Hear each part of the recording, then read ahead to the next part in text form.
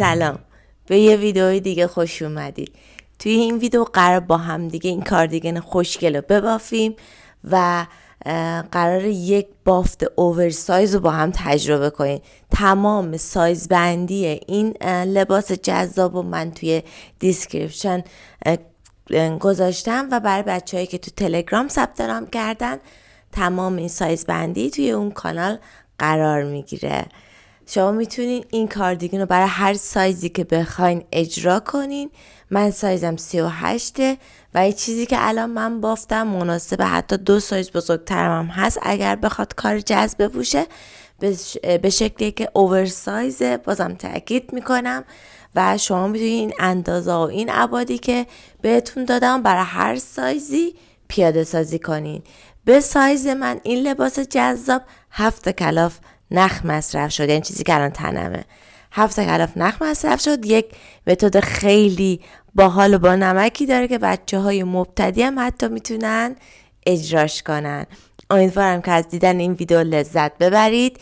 یادتون نره کانال سابسکرایب نکردید این کار رو انجام بدید. زنگوله پیجم روشن کنید که از ویدیوهای بعدی جا نمونیم. با همین نخ یک و همین طرح و باف یک کلاه ستم قبلا آموزش دادم، برین از کانال نگاه کنین، لینکش انتهای ویدیو میذارم براتون.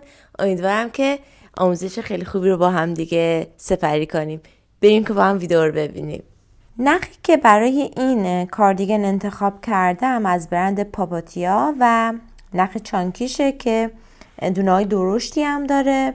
150 متر توی 100 گرم همطور که توی تصویر میبینین و اینکه میخوام از 2 تا قلابم استفاده کنم. توی قسمت لیبلش زده از قلاب 7 و 8 میل میتونین استفاده کنین، ولی خب من قلاب شماره 5.5 و 6 داشتم و بزرگترین سایزی که فعلا موجود بود برای من همچین سایزی بود، ولی خب من میتونم دستم رو یه ذره آزادتر بگیرم و آزادتر هم ببافم. حالا بستگی به این داره که شما دستتون میتونه شلتر ببافه یا نه. اینو در نظر بگیرین. قلابی که برای شما مناسبه رو انتخاب کنین و با هر نخی که بخواین هم میتونین این کار رو ببافین، ولی اگه خب میخواین نخ دقیقا نخ بافت من باشه همچین برند و همچین شماره و همچین کد رنگیه. بریم که با هم اینو ببافیم و تمام نکات مربوط به سایز و نحوه سایز بندی اینا همه رو هم براتون میگم و توی قسمت دیسکریپشن هم می نویسم براتون. از سایز کودک تا سایز بزرگسال براتون تمام اندازه ها رو می نویسم. بریم ببینین که دیگه مشکل سایز بندی هم نداشته باشیم. اصول کار رو میگم، فقط شما باید یه ذره اعداد رو جایگزین کنیم. این لباس رو ما از قسمت پشت و پایین شروع میکنیم و به ترتیب میبافیم میرسیم به قسمت جلو به پایین. خب یعنی یه بافت خیلی یه سره‌ای داره و اصلا تیکه‌ای نداره که هی تیک‌ها رو بخوایم به هم وصل. این بافت خیلی بانمکی داره. حالا من اگه سریع نخو پیدا کنم ببینیم. برای شروع ما قسمت یک نوار کش بافت میخوایم که بافت کش بافت قسمت پایین رو میخوایم ببافیم. کار باف رو بهتون میگم، نحوه اندازه گیری رو هم براتون توضیح میدم. فقط توجه کنین که باید چیکار کنیم. برای سایز مدیوم و سایز بزرگسال من به تعداد 12 تا زنجیره میخوام بگیرم و با قلاب کوچیکتر شروع میکنم به بافتن. قلابی که من انتخاب کردم شماره 5.5. خب با این میخوام شروع کنم به باف. اگه اصول باف رو بلد نیستی یه پلیلیست دارم به اسم مدرسه قلاب بافی. تمام آموزش شروع کار توی اون پلیلیست هست، میتونین ببینین و کار رو از اونجا دقیق یاد بگیریم. من برای نوار زنجیره اول سعی میکنم زنجیره ها رو خیلی آزادتر بگیرم. 6 7 8 9 10 11 12. خب این از این. یک زنجیره اضافه تر می بافم. این زنجیره و زنجیره بعدیش مال خودش. روی زنجیره بعدی یک لبه خارجی پای کوتاه می بافم. دیدین به این شکل پای کوتاه می بافم و خیلی دستمو شل نگه میدارم. خب حالا خیلی هم شل که بافتتون دفرم نشم نه. ببینین به این صورت از لبه بالایی کار پای کوتاه میبافم. به انتهای باف که رسیدیم این دونه آخر باف رو هم باید ببافیم.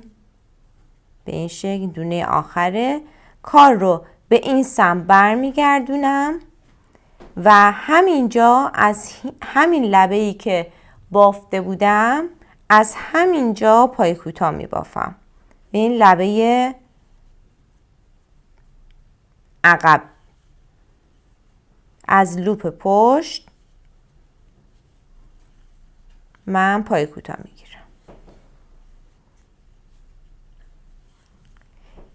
اگر میخواید کار دقیق باشه و اشتباه محاسباتی نداشته باشید دونه ها رو بشمارین که هر رج 12 تا پایه داشته باشین.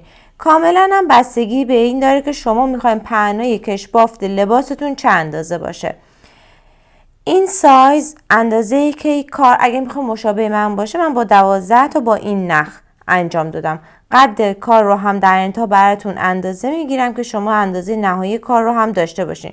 برای سایز کودک باید کار رو کوچیک‌تر در نظر بگیریم. ببینید بعد از اینکه بافتیم دوباره کار رو به این سمت میچرخونم و از لبه پشت شروع میکنم به بافت پای کوتاه. خب ببینیم بچه ها الان من اینو تا انتهای این رج هم بافتم. این قسمت برجسته میشه و همینطور حالت کش باف خودش میگیره. هی رفت و برگشت هر سری باید نوار رو به این سمت ببینیم وقتی که دونه آخر رو میبافیم به این سمت میچرخونین که از همینجا دونه پشتیشو بگیرین. خب هی باید ببافین تا اندازه نوار به اون اندازه‌ای که میخواین برسه. حالا این اندازه رو شما چجوری باید به دست بیارین که این نوار شما در انتها باید چه میزانی باشه؟ من همیشه وقتی میخوام یه نخی رو انتخاب کنم برای باف و اندازه ها رو در بیارم اول یک گیج میبافم برای خودم. به چه صورت؟ به یه تعداد زنجیره‌ای شروع میکنم به بافتن اون طرحی که در نهایت قرار لباس من داشته باشه. مثلا بدنه لباس من قراره به این طرح باشه. خب این بافت بدنه منه. چند رج شروع میکنم به بافتن. یه تعداد زنجیره زدم شروع کردم به بافتن. در نهایت یه ابعادی رو بهم داده و با قلابی که در نهایت میخوام اون باف رو انجام بدم. این قلاب مال کش بافته. این قلابی شماره که میخوام واسه بدنه استفاده کنم. با همین قلاب اومدم طرح رو بافتم. این کار رو اندازه میگیرم به اندازه 10 سانت. خب 10 سانتش رو حساب میکنم که تا کجا شد و به اندازه همون دونه ها رو شروع میکنم به شمارش. برای من با قلاب من دست بافت من این نخ 12 تا دونه زنجیره میشه 10 سانت. برای سایز مدیوم که سایز منه قسمت پشت لباس باید 48 سانت باشه. من 2 سانت هم اضافه تر در نظر میگیرم. این 2 سانت رو هم برای جلو و هم برای پشت در نظر میگیرم که لباس من یه ذره اوورسایز تر از سایز اصلی خودم بشه. به این نکته ها توجه کنید. پس من برای سایز 50 در نظر میگیرم که 12 تا دونه هر 10 سانت 50 سانتش چه اندازه چه تعداد دونه میخواد. خب هر 10 سانت 12 تا دونه است. دقت کنین گفتم هر 10 سانتی متر 12 تا دونه زنجیره بهم داده بود. 10 سانت رو تقسیم بر 12 تا دونه میکنم 1/2 اندازه هر کدوم از دونه ها میشه برام. ضرب در 50 سانتی متریه که مد نظرمه میکنم میشه 60 تا دونه. پس من برای قسمت پشت به 60 تا دونه احتیاج دارم. ولی این کاریه که این کمکیه که گیج واسمون میکنه. این الان میره کنار. خب و من الان به 60 تا دونه احتیاج دارم.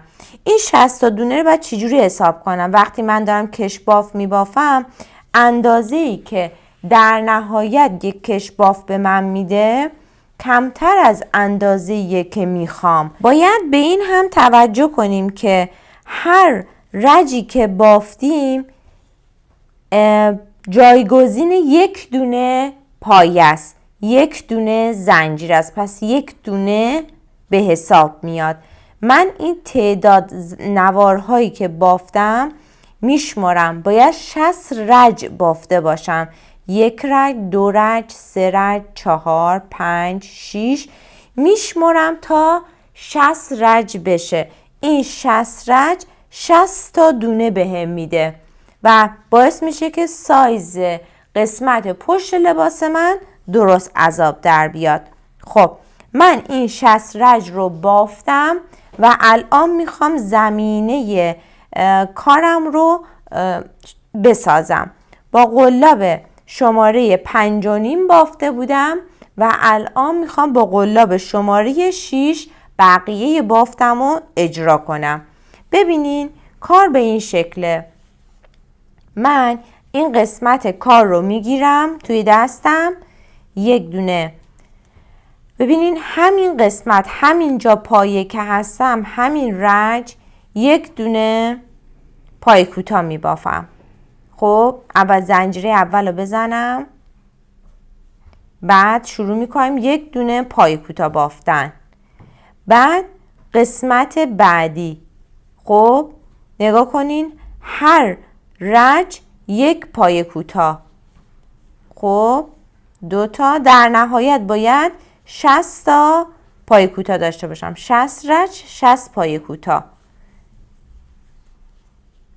خب اینو میبافیم تا این قسمت کار برسیم. دونه 60 رو هم بافتم و الان وقتشه که باف رو بگردونیم و بافت اصلی رو با هم دیگه ببافیم. ببینید زنجیره اول رو میبافم و از همون پایه، ببینید این قسمت گندمی کامل میگیرم. به جایی که پایه کوتاه ببافم، دونه اول رو میبافم، بعد 2 تای بعدی. خب دقت کنین، گندمی بعدی دونه اول رو میگیرم، دونه اول رو میبافم، بعد 2 تا.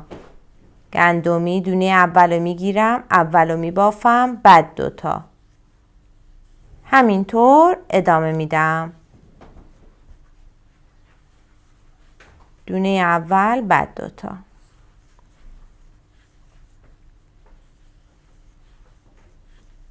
خب ببینین الان بافت به این شکل یواش یواش باز میشه، به این شکل باید در بیاد. خب بدون اینکه افزایشی داشته باشیم، این کار رو فقط باید تا انتها ببافیم.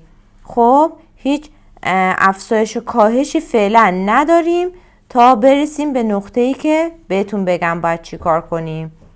ادامه ویدیو رو ببینیم با هم. بعد از اینکه دونه 60 هم بافتم، حالا یه زنجیره میزنم، دوباره کار رو برمیگردونم و از همین پایه دوباره همون باف رو باید انجام بدم. این رجا رو ببافین تا انتها. قدری که بافتم بیایم تا اینجا، تا اینجا هر چقدر که بافتم بیایم با هم دیگه یه اندازه دقیق بگیریم. ببینیم برای قسمت پایین کار حدود 8 سانته. خب و برای قسمت بالای کار هم حدود 25 سانت بافتم. حالا من هر رجی که می بافم تقریبا 1 سانت به هم میده با این نخ و اندازه هم که در نهایت دارم 33 سانت این قدیه که به هم داده. قد لباس قرار 56 سانت باشه.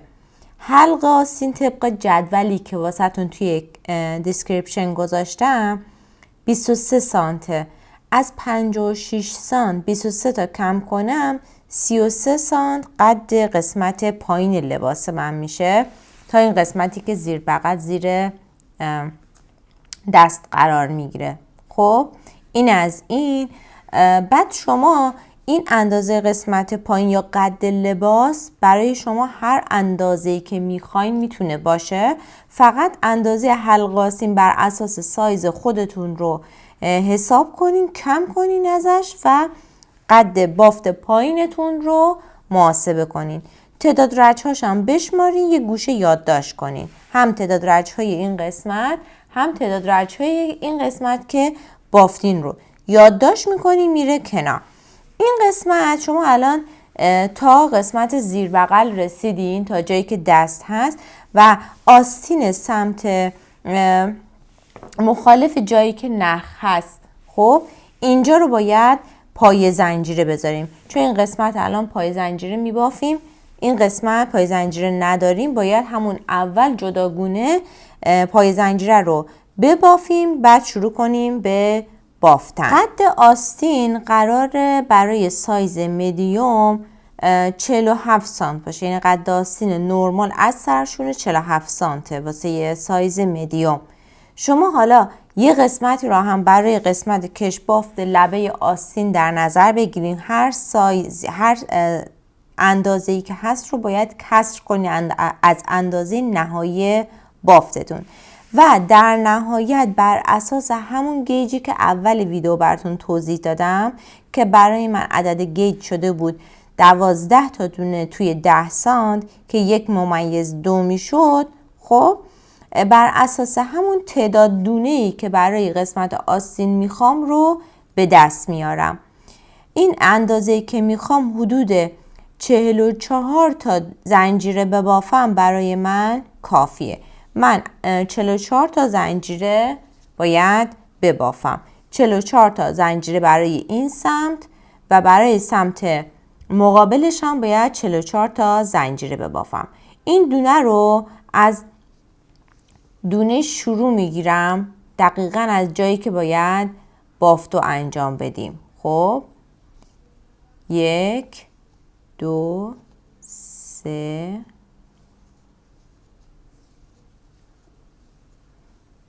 پس 44 تا من زنجیره می بافم. دونه 44می رو که بافتین دیگه باید این نخو بچینیم، با این نخ کاری نداریم. خب این از این نوار، این میره کنار. الان میایم از این قسمت دوباره از این سمت که نخ روی کار بود، حالا 44 تا از اینجا می بافم.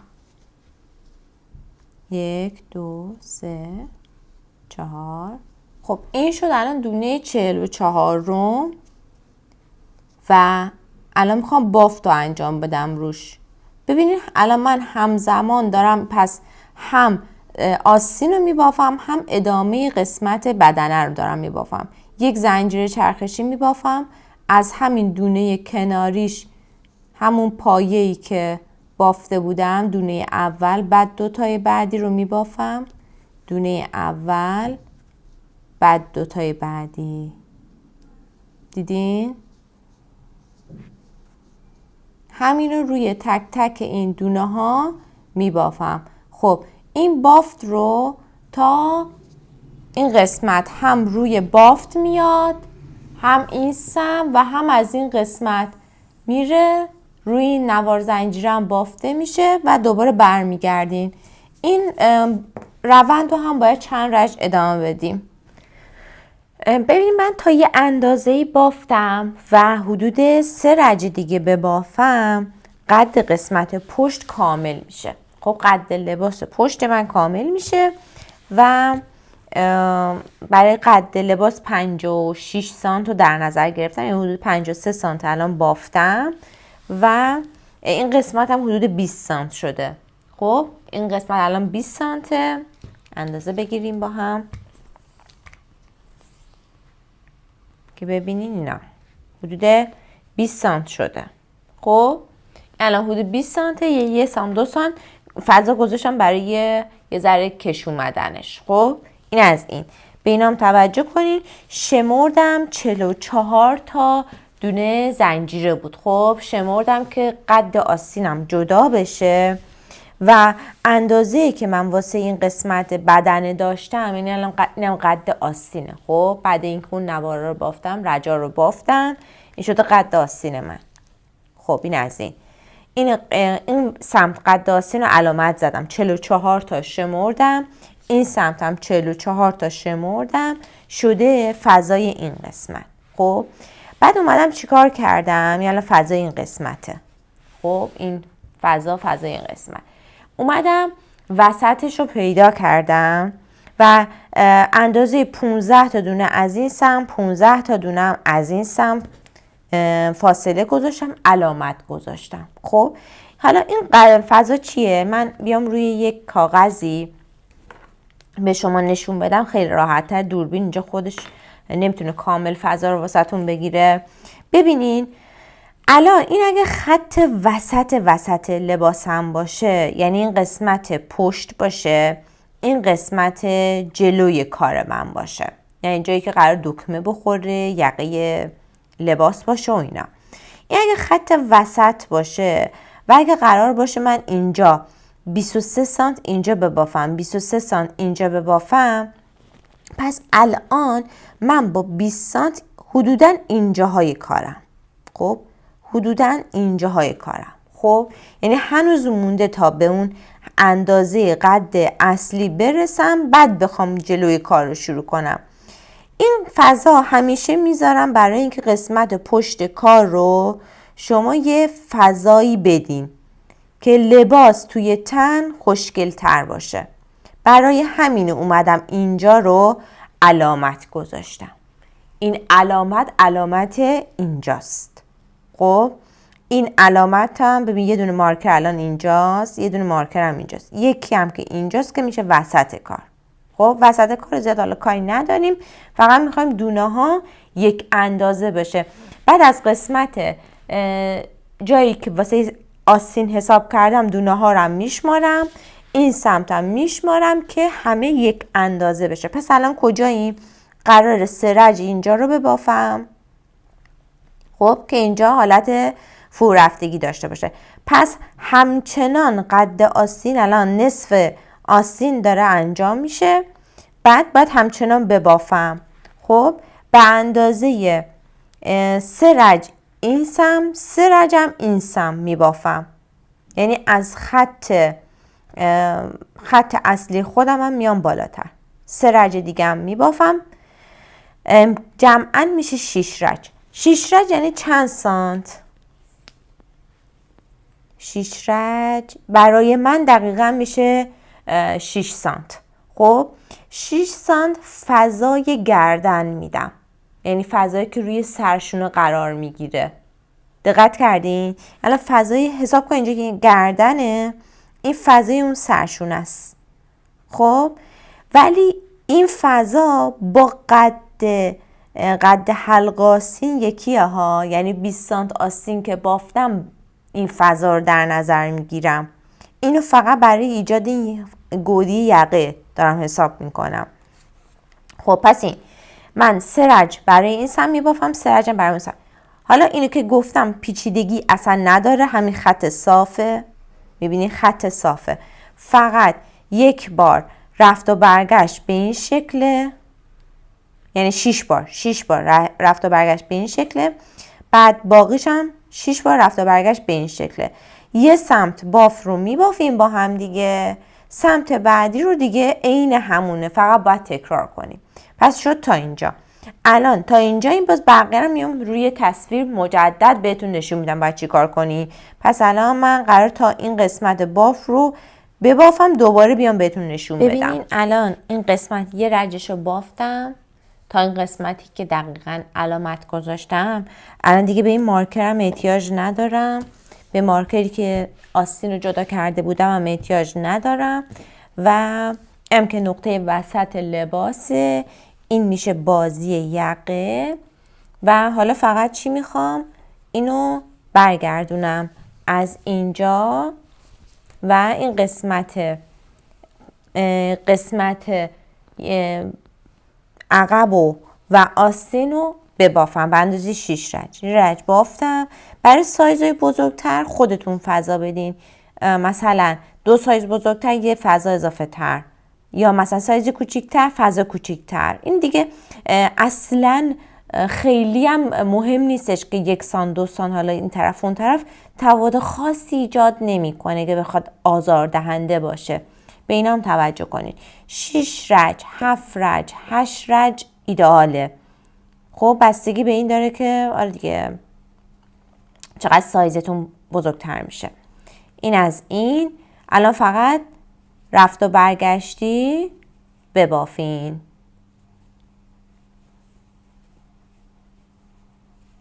خب اینم رج دومشه. پس چی شد؟ الان این قسمت فقط دارم ساده بافی میکنم. کار انجام بدم. 3 رج بافتم برای قسمت پشت، 3 رج برای قسمت جلو بافتم. از اینجا دیگه میتونم تصمیم بگیرم که قسمت ساده‌ای که قراره واسه یقه جلو باشه چند تا رج دیگه باشه، یا از همینجا شروع کنم به اضافه کردن، به شکلی که ببینین الان دقیقاً این بخش هستیم. ببینین دقیقاً الان این نقطه از بافت هستیم. این نقطه اینجاست. خب اینجاست، یعنی نصف بافت اجرا شده و الان نیمه دوم بافت هستیم. من از اینجا میخوام یقه کار رو به این شکل شیب بدم. خب که برسه به وسط کار. اینم از خط وسط. خب اینجا میخوام شیب بدم. این شیب رو میخوام ایجاد کنم. باید به چه شکلی باشه این شیب؟ همینطور که دارم این آستین رو میبافم، خب به این نقطه که رسیدم باید روی دونه آخر، یعنی دونه آخر منه، این یکی دیگه به عنوان افزایش ببافم.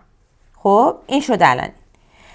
ببینین رج برگشت رو هم میتونین افزایش ببافین، شیبتون تندتر میشه. میتونین افزایش ندین، بذارین برای رجهای بعدی افزایش بدین. خب الان شیب به این شکله. میخواین تندتر بشه، یه دونه دیگه افزایش بدین، ببینین به این شکل تند میشه شیب. اما میخواین نرمتر باشه، ببینین شیب نرمتر. خب پس یه رج میتونین افزایش بدین، یه رج ساده ببافین، رج برگشت دوباره اینجا افزایش بدین. من الان میخوام شیبو خیلی ملایم داشته باشم که دکمه هایی که قراره بخوره خیلی پایین تر دکمه بخوره. این از این.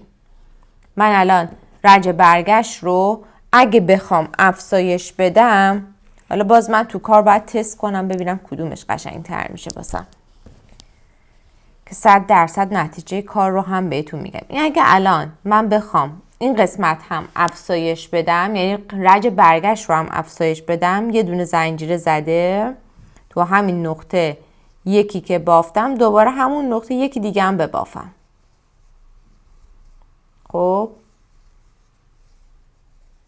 این باعث میشه که این قسمت افزایش داشته باشه. خب این از این.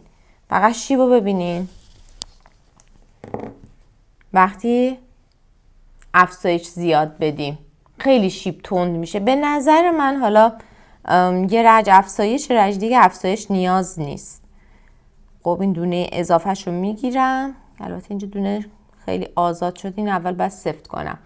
پس یک رج افزایش میدم، این رج ساده میبافم، رج بعدش رو افزایش میدم تا برسم قد آستین رو کامل کنم. قد آستین چجوریه؟ الان من 3 تا رجی که واسه قسمت پشت نیاز بود و اومدم مارکر گذاشتم و از اینجا میتونم بشمارم چند رج واسه یه قد آستین پشت بافته بودم. الان چند رج واسه قد آستین بافته بودم؟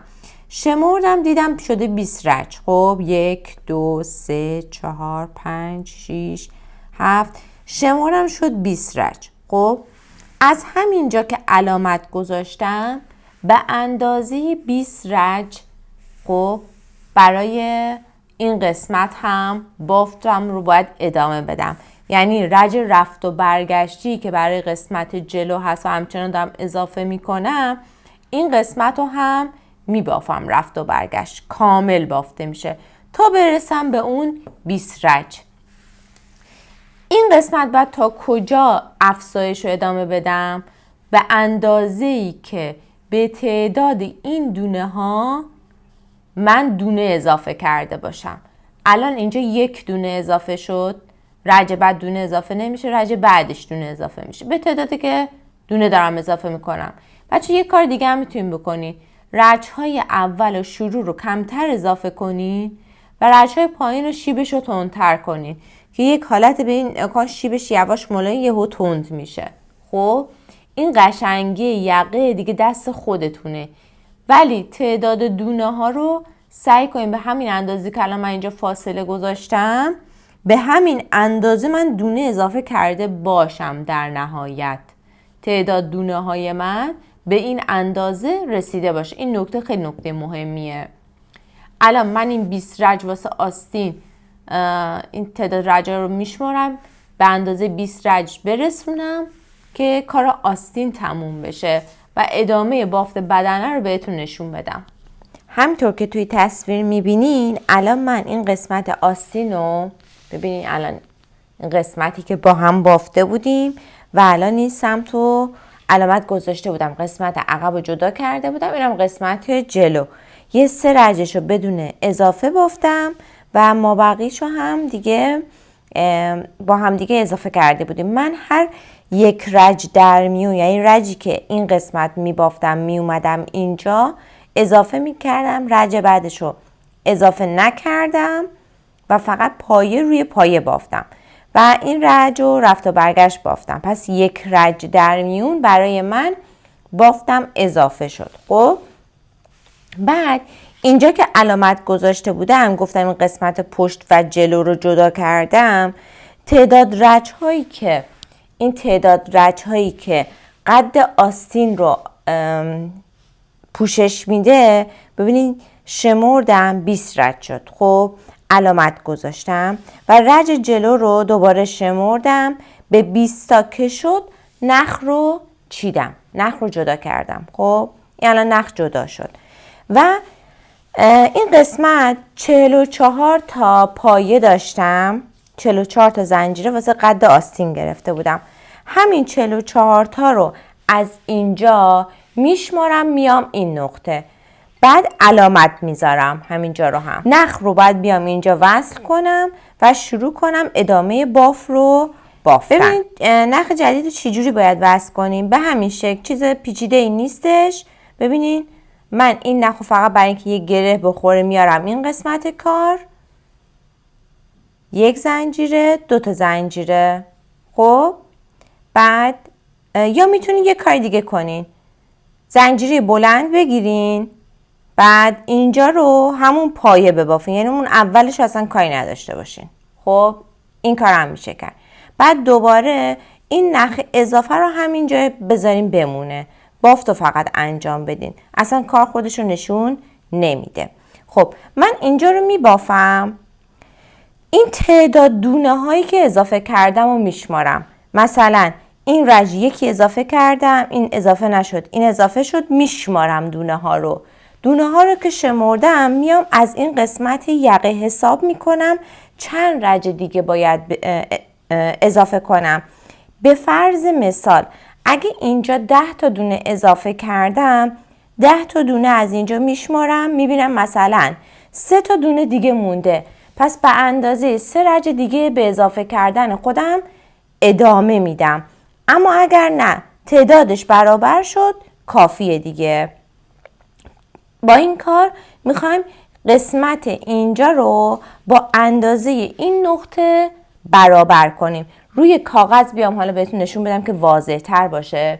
ببینید همونطور که توی ویدیو دیده بودین ما تا اینجاها با هم بافتیم. خب تا اینجای تصویر با هم دیگه بافته بودیم. بعد از اینجا به بعد رو داریم با هم الان ادامه میدیم. پس این اندازه‌ای که اینجاست با اندازه اینجا باید برابر باشه برای آستینه. خب اندازه این قسمت تعداد رج ها با این تعداد رج باید برابر باشه. بعد اومدم اینجا علامت گذاشتم. این علامتیه که اینجاست. علامت گذاشتم و الان میخوام بافت قسمت جلو رو ببافم. ببینین الان این قسمتی که میخوام ببافم از این قسمت به بعده. الان این قسمت رو قراره ببافم. این قسمت شیبش میتونه ادامه داشته باشه به شرطی که این تعداد زنجیری که اینجاست، تعداد پایه‌ای که اینجاست با تعداد رج‌هایی که اینجا اضافه کردم برابر باشه. چون هر رجی که اضافه میشه یعنی یک دونه زنجیره از اینجا رو داره پوشش میده. به اینا توجه کنیم، بافتتون خیلی تمیز و یه دست میشه. پس الان من آستین این سمت رو هم بافتم، این بخش از جلو رو بافتم، مونده این قسمتی که به تنه وصل میشه. خب الان باید این قسمت رو ببافم. بعد که این قسمت رو بافتم تموم شد، این سمتم عین همین سمت باید انجام بشه. هیچ تفاوتی با هم نداره، عین همین سمت من باف رو انجام میدم. همین کارهایی که واسه این سمت انجام دادم برای این سمتم انجام میدم. این دوتا کار رو ببافم، ادامه بهتون بگم که برای کشبافت آستین و کشبافت پایین باید چیکار کنیم. بخش جلو رو که بافتم یه همچین شکلی شد. خب الان قسمت آستینه، این زیر بغله و این بدنه قسمت جلوه. خب یک سمتشه. یعنی دقیقاً این قسمت کار رو الان من بافتم. خب این سمتش هم عیناً مثل همین تکرار میکنم. یعنی کافیه شما این قسمت ویدیو رو برین از اول نگاه کنین، این سمتش رو هم به راحتی میتونین ببافین. ببافین قشنگ دستتون میاد دارین چی کار میکنین. شاید تو دیدن کمی گیج کننده باشه. حالا که این قسمت رو بافتیم، وقتش چیکار کنیم؟ برای قسمت پایین کشباف بزنیم. خب یعنی مثل این قسمتی که برای پشت این کار انجام دادیم، برای قسمت جلو این سمت و برای این سمت هم باید کشباف بزنیم. خب این قسمت شیبی که میبینین تعداد رج‌ها رو بر اساس تعداد دونه های اینجا در نظر گرفتم. برای من قد یقه من بلند شد. خب شما اگه میخوان قد یقه رو کوتاه‌تر کنین، این قسمت بازی یقه رو کمتر کنین، قسمتی که قرار اضافه کنین همینجا رج‌های پشت هم انجام بدید. دیگه یک رج در میون مثل من فاصله میتونین نذاری. این کار رو انجام بدین بازی یقتون کمتر میشه. خب دختر ببینین الان چیزی که برای کشبافت قراره ببافیم، یعنی کاری که برای شروع انجام دادین یه مرحله است، کاری که برای پایان این قسمت بافت انجام میخوایم بدیم یه مدل دیگه است. این کار رو هم برای این سمت، هم برای این سمت، هم برای قسمت آستین من انجام میدم. خب یعنی شما الان همین یک بار من ویدیو بگیرم از یک سمت، باقی قسمت ها کشبافت و خودتون به راحتی میتونین ببافین. پس این قسمت برای این سمت آستین، این سمت آستین و دو سمت بخش جلو رو باید پایینش و لبه ها رو کشباف ببافیم. حالا کشباف بافتن به چه شکلیه؟ ببینین الان این رج رو با پایه‌ای که باید میبافتیم همه رج رو بافتیم. خب برای ادامه رج بعدش رو شروع میکنیم فقط پایه کوتاه بافتن. خب دیدین من رج که واسه کشباف میخوام شروع کنم مازاد رج های دیگه است و این رو کامل فقط پای کوتاه میبافم. کاری که برای این سمت کشباف انجام دادیم، ببینید کشبافت رو بافتیم، یک رج پای کوتاه بافتیم، بعد شروع کردیم به بافتن رج های دیگه. پس الان من یک رج پای کوتاه ساده رو باید ببافم. خب پس ببینیم یک رج پای کوتاه میبافم، بعد شروع میکنم به بافتن کشبافت. الان وقتشه که برای کشباف بافتن سایز قلاب رو دوباره نیم شماره کوچیک‌تر کنم. 5.5 رو برمیدارم، 6 رو میذارم کنار بعد از این که پای کوتاه رو بافتم و شروع میکنم به کشباف بافتن. بعد چیکار کنم؟ به اندازه‌ای که پهنای کشبافت قسمت پشت دونه گرفته بودم، 12 تا گرفتم، الان به همون اندازه من زنجیره میگیرم. 3 4 5 6 9 10 11 12. خب و همین رو شروع میکنم به پای کوتاه بافتن مثل کش بافتی که این قسمت بافته بودم.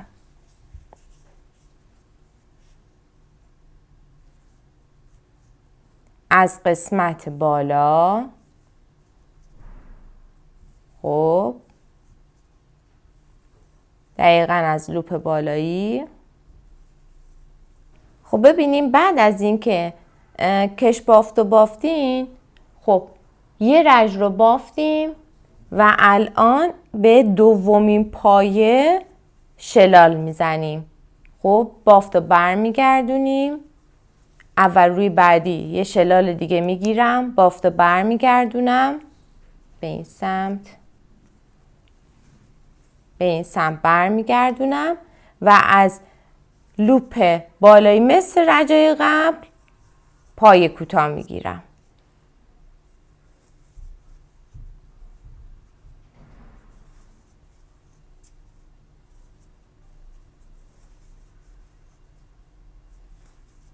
دقیقاً کاری که برای قسمت شروع انجام دادم برای این قسمت هم انجام میدم، با این تفاوت که بعد از این که کش بافت و هر رج بافتم تازه میام به پای کوتاه با بافت شلال وصل میکنم. الانم یه زنجیره دوباره کار برمیگرده و از لوپ پشتش پایه گرفته میشه. میخواین که اشتباه نشه تعداد دونه ها رو برای خودتون همیشه بشمارین. خب بشمارین وقتی که دارین میبافین که بافتتون کم و زیاد نشه. اینم کاری که میتونین انجام بدین. خب من این قسمت رو هم ببافم. ببینین برای قسمت لبه های کار این کار رو میکنم. برای آستینم شما قد مچ و هر اندازه که بخواین میتونین به همون اندازه کش باف ببافین. خب برای قد آستین ببینین قسمت آستینم هر اندازه که بخواین کش باف رو میتونین به راحتی ببافین. یعنی باف این قسمت پایین خودش مثل قسمت پشت خودش رو جمع میکنه. ببینید بعد یه کار دیگه هم میخوام انجام بدم که برای قسمت لبه ببینین قسمت جلو این قسمت هم کش باف قراره بزنم. خب این قسمت هم کش باف میخوره بدون کم و زیاد کردن. هر رج رو میخوام کش باف بزنم. یک دور تا دور لبه قسمت جلو رو هم پای کوتاه میبافم، بعد کش باف میبافم. کش بافتی که برای لبه میخوام بگیرم حدود 6 سانته. میبینم 6 سانت چه اندازه بهم میده، چه تعداد دونه ایه، همون اندازه دونه میگیرم و شروع میکنم به بافتن کش باف برای دور یقه. ببینین من برای قسمت آستین 38 رج بافتم. ببینین بخش قسمت قد آستین من 38 تا رجه و برای قسمت زیر این قسمت زیر بغل تا قسمت قد پایین دقیقا به اندازه تعداد رجی که اون سمت بافته بودم این سمت رو هم بافتم. 24 رج بود اون سمت، این سمت هم 24 رج بافته شد. بعد حالا دارم کش باف میبافم که قدشون با هم دیگه برابر باشه. این کار رو انجام بدم برای قسمت پایین و برای قسمت لبه آستین هم این کار رو انجام میدم. حالا میخواد قد کش بافتم برای آستین هر اندازه باشه، این دیگه سلیقه‌ای بر اساس اندازه‌ای که در نهایت بخوام داشته باشمه.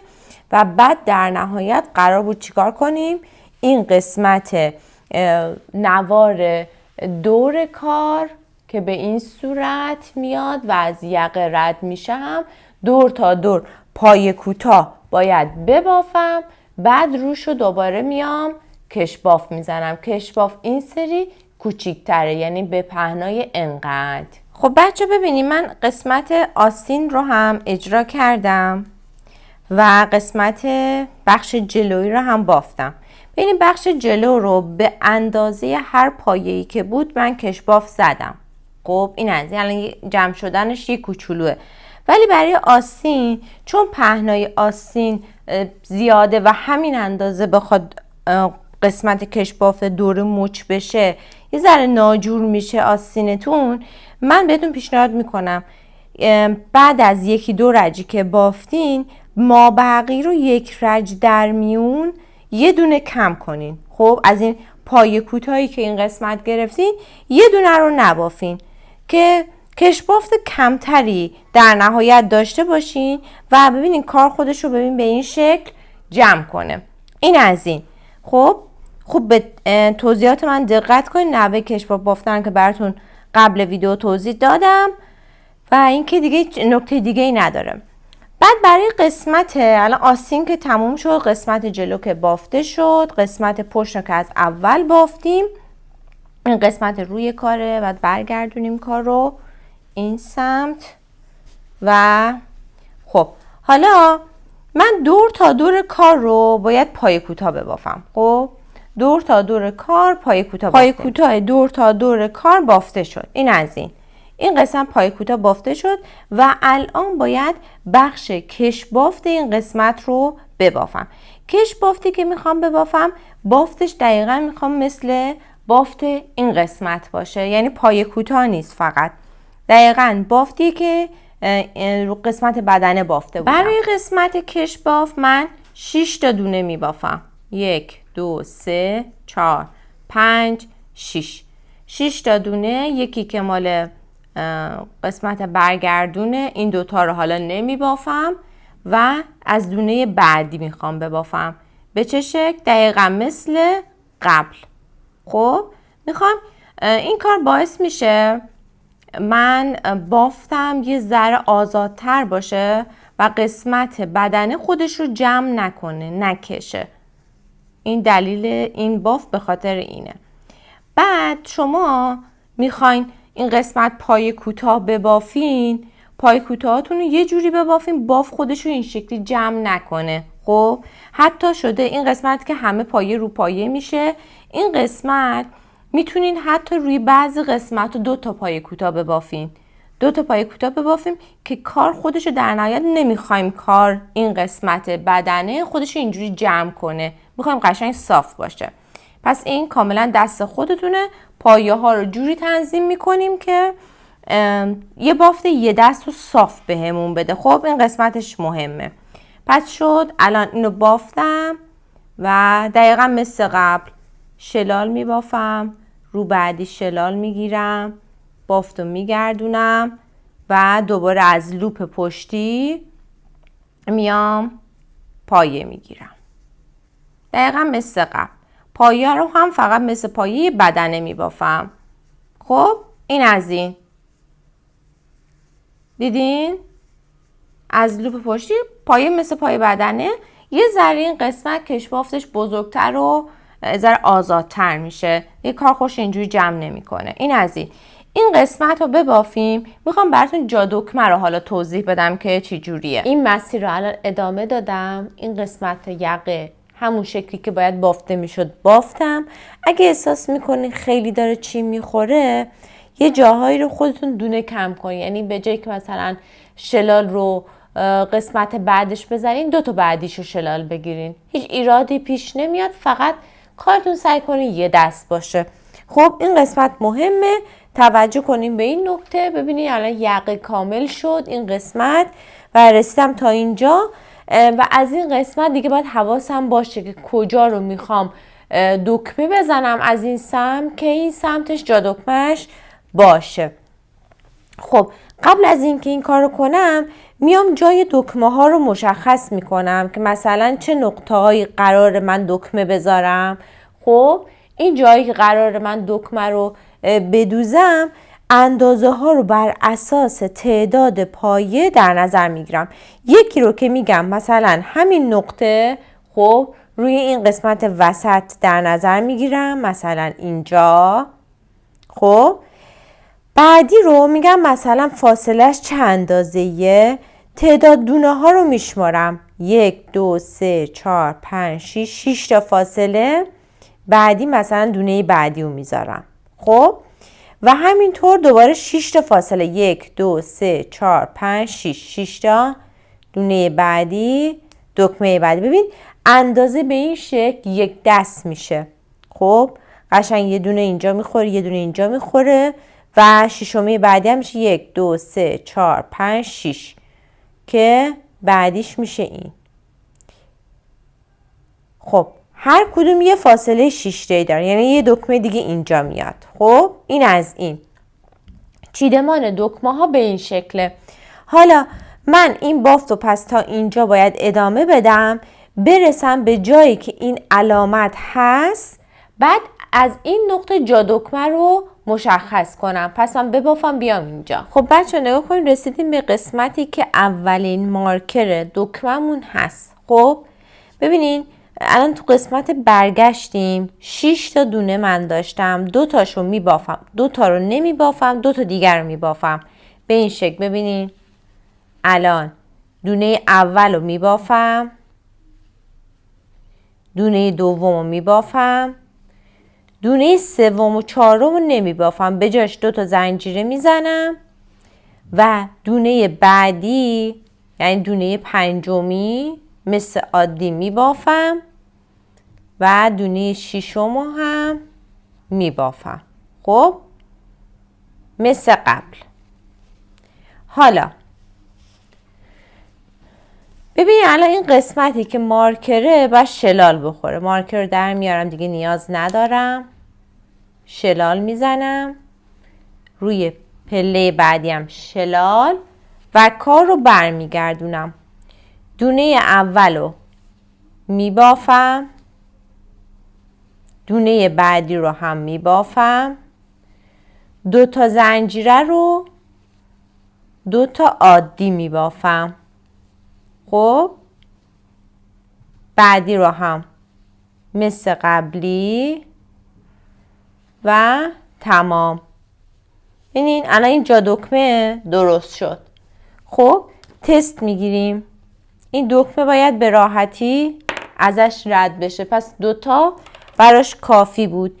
اگه فکر میکنین خیلی آزاد و بزرگه یکی کم کنین، خیلی کوچیکه یکی دونه اضافه کنین. خب یعنی به تعداد دونه هایی که این قسمت دارید در نظر میگیریم بر اساس این باشه. ببین در ظاهر نشون نمیده، اما چون کش میاد دکمه ازش راحت رد میشه. این از این. الان این قسمت رو هم میبافم، دوباره میرسم به قسمتی که مارکر داره. توی همین رج باید دوباره اون کار رو انجام بدم و این کار رو تا پایین انجام میدم و تموم میشه. میریم برای قسمت دوختن کناره ها. خب این قسمت الان کامل دوختم. دکمه ها رو فقط باید به این سمت کار بدوزم. ببینین اینو میارم این سمت، دقیقاً همین نقطه‌ای که قرار داره. این قسمت بافت دقیقاً روی همین نقطه باید باشه. میاد اینجا، جایی که این دکمه باید دوخته بشه مشخص میشه. خب همینجا میدوزمش. بعد اینو وصل میکنم، جای دکمه بعدی مشخص میشه. خب به ترتیب دقیقاً نقطه روی نقطه دکمه هاشو میدوزم. تمام. خب این از این. حالا دکمه رو بعدم میدوزم. بریم برای اینکه قسمت بدنه کار رو کامل کنیم. ببینیم سمت راستمون جا دکمه است. خب پس من اینو برمیگردونم، سمت به پشت میکنم این لباسو. خب یعنی سمت پشت لباس، سمت داخلیش میشه.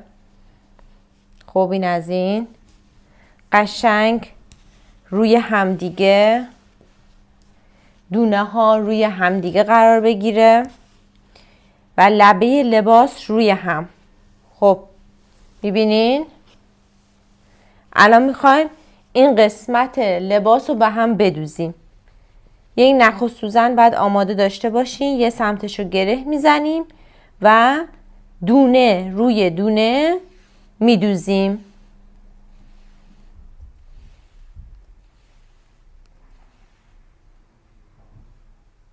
خب یه تیکه نخ میذارم بمونه که گره نداشته باشه. این از این.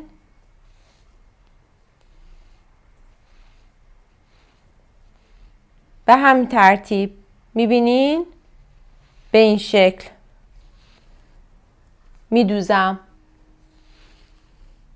خب دوخت باید به چه شکل باشه؟ این قسمت کامل دونه روی دونه دوخته میشه و تا این قسمت لبه پایین دقیقاً دیدین قسمت بغل پهلو، قسمت آستین، دو سمت لباس رو کامل میدوزیم. این قسمت دوخته میشه، دکمه ها هم دوخته میشه، کارمون تموم میشه. چیزی که از نمای این ژاکت الان میتونین ببینین یه همچین چیزیه. به نظر من خیلی خوشگل شد. نشد؟ خیلی قشنگ شد. من خودم خیلی دوستش دارم. یک کار اوور و باحال شد و اینکه احساس میکنم خیلی هم ترندی و همه پسنده. یعنی البته از اون مدل بافتاست هیچ وقت از مد نمیره.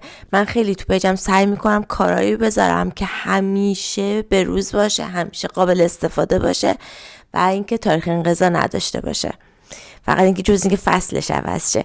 من از این کار خیلی خوشم اومد خودم و احساس میکنم برای بچهای مبتدی تجربه خیلی خیلی خوبیه که هم بتونن کمی چالش تجربه کنن، همین که بافت جدید رو تجربه کنن و همین که با دونستن چند تا پایه بتونن به راحتی یه لباس با نمک و کاربردی ببافن. اگر هنوز کارا سابسکرایب نکردین کار انجام بدید، زنگوله پیجم روشن کنین تا از ویدیوهای جدید زودتر با خبر بشین. قسمت دیسکریپشن حتما مطالعه کنید. من سایز بندی کامل این لباس واسهتون گذاشتم. میتونید از اون لیست سایز بندی متناسب با سایز خودتون و اندازه های خودتون استفاده کنید. امیدوارم که این ویدیو براتون مفید بوده باشه. بچه‌ای که تلگرام ثبت نامی دارن از این لباس، برای اونا هم لیست سایز بندی تو کانال میذارم استفاده کنن.